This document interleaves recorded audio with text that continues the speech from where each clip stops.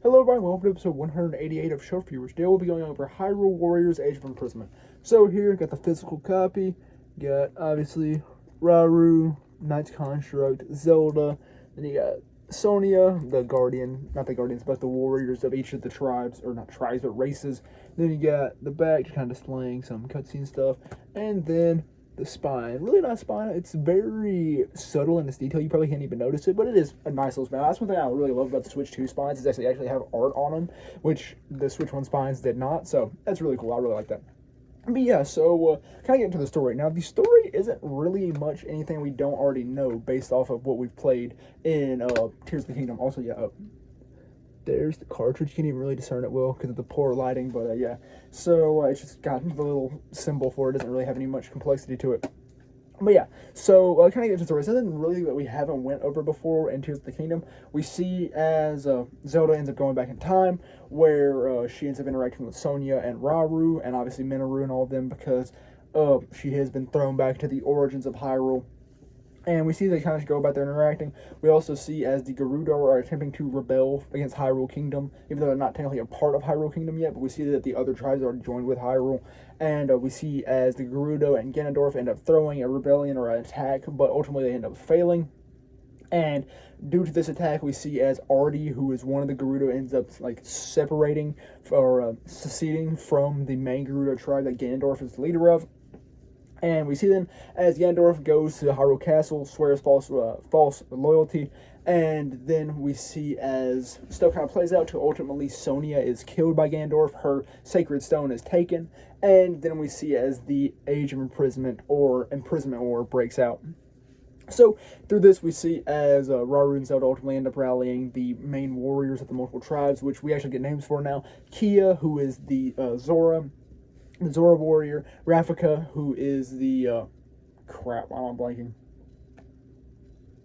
Oh my gosh, the bird people. Why am I blanking? I've played so many Zelda games. What the heck?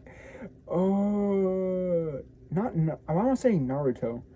Oh crap, it doesn't really matter. Then we have Agrison, who's the Goron warrior, and also we're introduced to these two new warriors by the name of Kalamo and the Knight Construct. Now, Kalamo is a little Korok seed, and, well, not a Korok seed, but a little Korok dude, and he is looking for a place to settle down.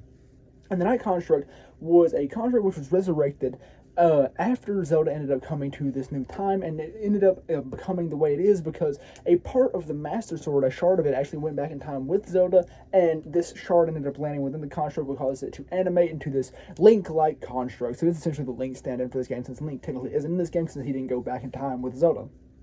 But yeah, so, crap, I'm still thinking about that name of the bird people. Why can I not remember them?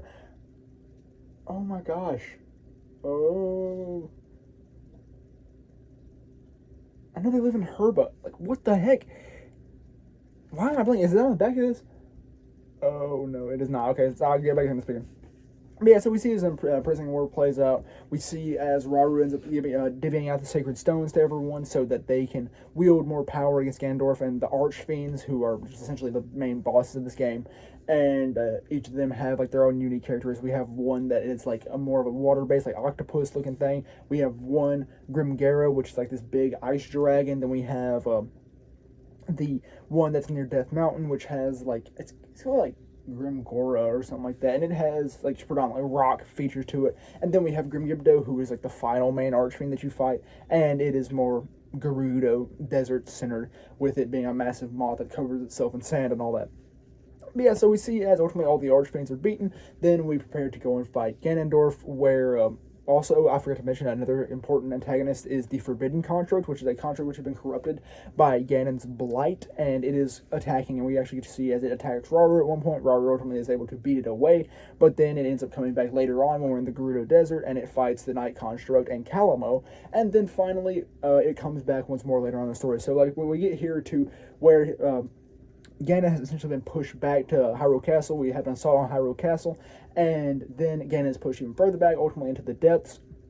We see as the main gang, the heroes of Zelda and Rauru, ultimately end up going down to the depths where they fight Ganon, and it seems hopeless. At one point, we actually in fact see as Ganon is attacking him, like the final attack prepares, and he shoots this massive blast of blight at the main crew. But Rauru is holding it back, but ultimately he begins to falter. So we see Minoru goes in front by putting her spirit into her construct, and then ends up dying because of this, because the light is too much for her to handle. But this was able to build Rauru up enough time to execute a plan that the heroes had discussed prior, and he then ends up using his Zonai abilities and magic essentially to seal Ganon, and that is where the story ends for this. Also, we have a fight, one of the other major fights that happens during this fight, because we have multiple instances of swapping between certain perspectives. And this fight we see is the final fight between the Night Construct and the Forbidden Construct happens, where ultimately the Night Construct ends up coming out victorious, but he also does end up dying after the fight has concluded. And here we see as Calamo is unwilling to leave his new friend. Oh, I just noticed the Calamo was on this. But yeah, and he's unwilling to leave his new friend, so we see finally as he decides he's going to put down roots right here, and he ends up sprouting up a massive tree, which becomes the main tree in the Korok Forest. But yeah, I knew that. I was kind of expecting that throughout the entire game, but I was glad to see that it actually did happen. But yeah, that's kind of the general gist of the story of Hyrule Warriors. Like I said, Hyrule Warriors Age of Imprisonment, because like I said, it wasn't much new. Like, we did get some good stuff, and it was a very enjoyable story. I really loved the Knight's Construct and Calamo as new characters. But yeah, it was really just kind of a more in-depth rehashing of what we learned in Tears of the Kingdom. But yeah, so I guess I'll kind of get into the gameplay now. Now, the gameplay obviously is a Warriors game. You have massive hordes of enemies, and you're hacking and slashing. It's very brainless. That's not like, I'm not meaning that in like a detrimental or derogatory way. It's very brainless activity, because like the combos legit are no more complex than hitting Y for your basic attack and then either hitting X twice or holding X. That's all there really is to it. So that's one thing I actually do like about the Warriors games, is you can just kind of cut your brain off and just have some fun, listen to a podcast or a video or something while you're doing it, and just enjoy the experience while you're just kind of sitting there zoned out. So I did really enjoy the gameplay, and it does put a cool new spin on the previous Hyrule Warriors games, like we saw with Age of Calamity and the original Hyrule Warriors. We get to see, in fact, that they have introduced these new attacks. They're like essentially twin attacks, where two characters can build up a sync gauge. They're called sync attacks, actually, but they can build up a sync gauge, and with this sync gauge, they can then combine an attack and use it, which is a super powerful attack. My favorite, and each of these have cool animations to themselves. My favorite sync attack was probably Minoru and Rauru, because we see as Minoru ends up summoning like a bunch of magic Zonai spears on the ground. We see as Rauru starts picking them up with his Ultra Hand ability, and he starts slinging them, and it's really cool. But yeah, so there was also special attacks where you can build up the special attack gauge. You ultimately end up blasting out a very powerful attack, and that was cool to see. I don't believe that was in Age of Age of Calamity, but I might be misremembering, because it's been, I'd say, every bit of 2 or 3 years since I played Age of Calamity. But yeah, so that's mostly what the new stuff was for combat. And obviously, we had a lot of characters in this game. I think we had quite a few more than we even had in Age of Calamity. Now, I haven't played the original Hyrule Warriors. I really need to get the definitive edition for Switch, but I know there was a plethora of characters in that game, so I don't know if Age of Imprisonment has more. I wouldn't bet on it. I bet the original Hyrule Warriors has more, but I'm not for certain, so don't I guess, put your money on me saying that. But yeah, so that was really fun, and I guess gameplay, controls are very smooth. Like I said, there's nothing really too complex that you need very precise controls for. I did really enjoy the dodging and then flurry attacks. I've always loved that about the Hyrule Warriors games, because it's just super fun and very satisfying when you get a perfect dodge and then you hit that flurry attack real fast, and it always does significant damage. But yeah, so I guess kind of the difficulty of the game. This game was not difficult at all. I played it on normal. I play most of my games on normal, so I mean that's kind of expected. But there were hard parts, even on normal mode. Like the final fight, most of the fights with the Forbidden Constructs were genuinely hard. Like they were usually the hardest fights throughout the game. And like the final fight with the Forbidden Construct between Calamo and the Knight's Construct, that was a hard fight. I really enjoyed that fight, and it was most certainly a deserving final battle. Like, the final battle with Ganondorf wasn't anything too crazy, but like the final battle between the Knight's Construct and Calamo, that was hard, and I really enjoyed that. But yeah, music-wise, the game had obviously great music, because I mean Zelda and Zelda Universe games always have phenomenal music. They're renowned for that. That's one thing they're most known for. But yeah, graphics. This was actually a massive improvement over Age of Calamity. Like, the rendering of a lot of enemies, because you have to render a lot of enemies in these games because there are so many enemies. Like, there's plethoras. It's a hack and slash. And with this, we see as the rendering of these enemies in distances and all of that was a lot better than Age of Calamity. The Switch 2 most certainly improved the graphics of these Hyrule Warriors games and made them more, I guess, controllable, more easily able to be handled, and it was a really nice little change of pace to be seen. Because yeah, the graphics did kind of suffer a little bit, and the rendering did kind of suffer a little bit in the original Age of Calamity. However, with Age of Imprisonment, it looks nice. Like, the enemies look good, and all of them are rendered properly, and all of that. I mean, yeah, there might be some faults here and there, but it still looked very nice. But yeah, so I guess I'll kind of get into side content and side characters. So with this, we end up getting, obviously, we get Hylians, Zonai with Minoru and Rauru. Those are the only two Hylians. We get the Knight's Construct and the Korok with Kalamo, but we don't really get anything crazy else besides that. We do get the main races. We get 3 accessible Goron characters, Agriston, Pastos, and Bratton. And then we have 3 Gerudo with Artie, who's the main Gerudo, and Sholani and Ronza. Then we have 3 Zora with Lago, Kalden, and Kia the main one. And then for Hylians, we have Typhon, Kino, and Zelda, obviously. And I think that was the whole roster. I might be missing one. Am I missing one? I don't think I am. I think that was what the roster was. But yeah, nice little roster there. Nothing too crazy, like, but like, it was a very manageable amount. Now, personally, my favorite design for a side character was Kino. Kino has a sick design. I highly recommend Googling Kino after this video, because Kino, he looks cool. Like, that's probably one of the coolest Hylian designs we've seen in, like, the modern Zelda stuff with, like, Breath of the Wild, Age of Calamity, Age of Imprisonment, Tears of the Kingdom, stuff like that. But yeah, so I did really enjoy Kino's style and design, because he was just really cool. And like, I wasn't massive on, I'm not massive on the long sword, because like, you have 3 main types of weapons in this game, or 4 technically, because you have bows as well. But you have spears, short swords, long swords, and bows. And honestly, I believe long swords are the least enjoyable to play with. Now, if you're playing with a character like Ronza Sholani, where you have like timed attacks you can do in your your chains, that is really fun. I really enjoyed that. But like, when you're just using a long sword by itself, it is kind of boring. I wasn't massive on it. But yeah, also you have like clubs for the Gorons and stuff like that. But yeah, that's what there was. Now, actual side content besides side characters. For the side content, it was very simplistic stuff. It was obviously just kind of going around and running through missions. Now, they did introduce a new thing called a side quest. Now, a side quests are little like passive quests you can get just throughout any battle that you had to get for specific characters. You had to do specific things with specific characters, and they were at times kind of hard to get. But there's a lot of them. There is a lot of them, and it can be kind of seen as tedious, but honestly, when you're playing Hyrule Warriors, like I said, you kind of just shut off your brain, and it doesn't really feel tedious. That's the same thing with the side quests. Now, most of the side quests, they were essentially the same. Capture an outpost or fight a major enemy. And so, that does possibly kind of get a little boring, but like I said, with Hyrule Warriors, I always cut my brain off, essentially, and I enjoyed it. It was fun. It was just something to kind of do to pass the time, and I enjoyed that.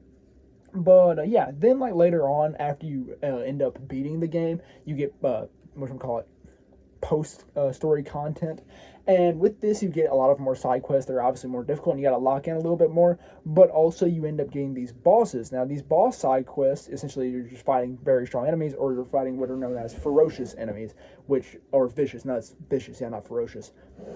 And with these, you have a very high difficulty increase, and the levels are extremely higher as well. But you have all these other side quests throughout to essentially just fully build up your main party. But then, once you start beating more and more of them, you actually do get to the point where your main party, you can't just use them, because then the specific quests that require specific characters. So you ultimately either have to grind them up, or just go to, I believe it's the Tabantha training grounds, where you essentially just pay to have your characters leveled up. That's what I did for the ones that I didn't have a little, because my main team after I completed the story was Rauru, Minoru,